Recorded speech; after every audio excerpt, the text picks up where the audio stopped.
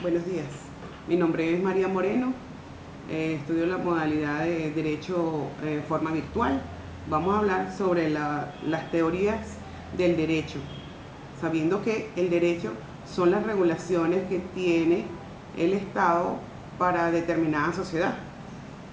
Entonces, vamos a hablar sobre 6 teorías, entre las que está el marxismo, el imperialismo, el sociologismo jurídico, el realismo norteamericano, el comunismo y la teoría mixta.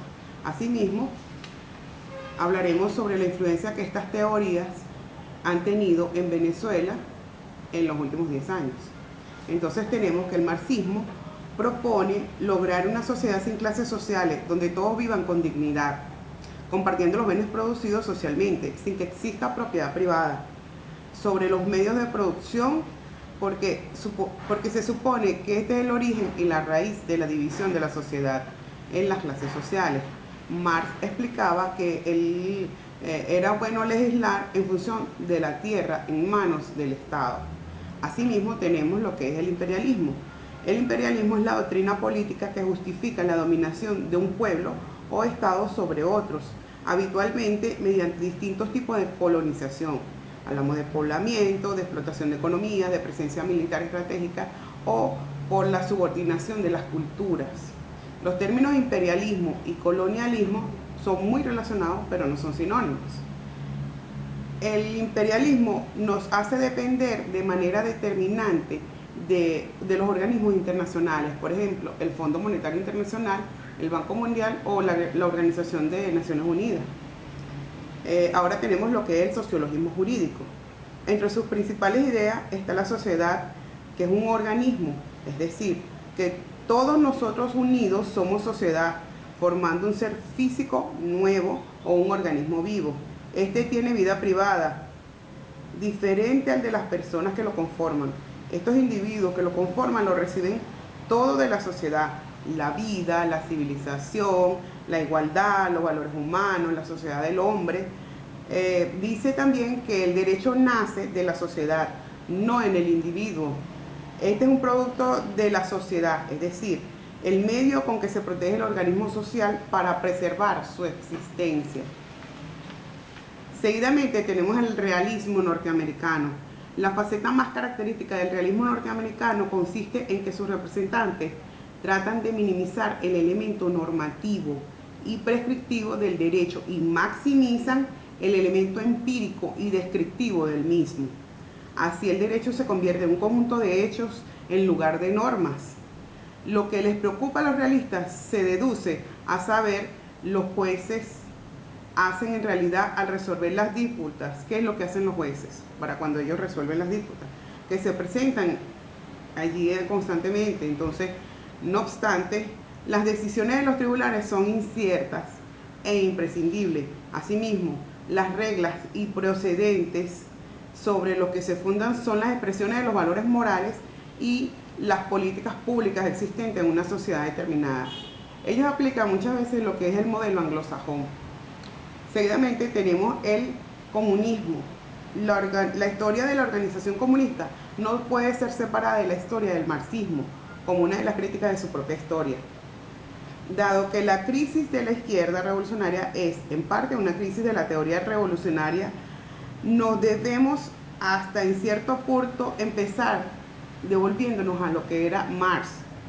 La historia de la teoría revolucionaria en sí está marcada por tales retornos en que los revolucionarios intentan de entender su sociedad, estudiando las ideas y las luchas del pasado.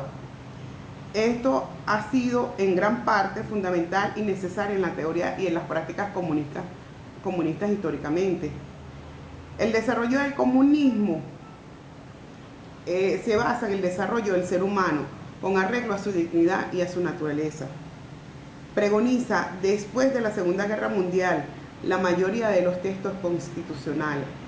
Por último, tenemos la teoría mixta, que se basa en el voluntarismo jurídico. Las escuelas voluntaristas del derecho tienen como característica principal que se fijan en el derecho en cuanto que es la expresión de la voluntad del legislador. Estas no se preocupan por el sentido de la justicia en las leyes. Estas se dirigen primordialmente a averiguar si tal disposición es verdaderamente requerida en el derecho para quien pueda dar derecho. Entonces, todo lo que dice el príncipe tiene fuerza de ley, es derecho. Una vez conceptualizada cada una de estas teorías, podemos hablar de las influencias que ya han tenido acá en Venezuela en los últimos 10 años. En mi opinión, tenemos 3 teorías que han influido en este país. Entonces, la primera es la influencia de la teoría comunista. ¿Por qué? Porque está inspirada en el marxismo y la aplicaron en Venezuela a partir de la reforma de la Constitución del año 1999, donde expone tácitamente en su artículo 2 el Estado democrático y social de derecho y de justicia. En este contexto podemos decir que la teoría comunista como sistema político-social preconiza la protección de los derechos de los ciudadanos en cuanto a lo político, lo social, la protección de los derechos de los seres humanos, de los ciudadanos en cuanto a igualdad, a economía. En este orden de ideas, nuestra institución es bien clara, la Constitución, en cuanto a la inviolabilidad de los derechos que se traducen en la participación de los ciudadanos de manera directa e indirecta en la gestión pública.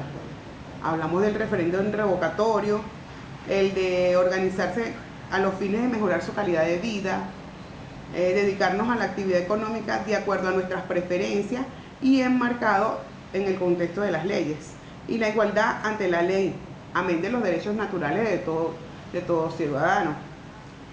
Hablamos también de lo que es el derecho social y democrático, que es una manifestación de voluntad en un pueblo, de la cual el legislador debe hacerse eco, ya que no se concibe hoy en día un ordenamiento jurídico que limite a sus ciudadanos en cuanto a los derechos de participar en las decisiones importantes de la vida republicana.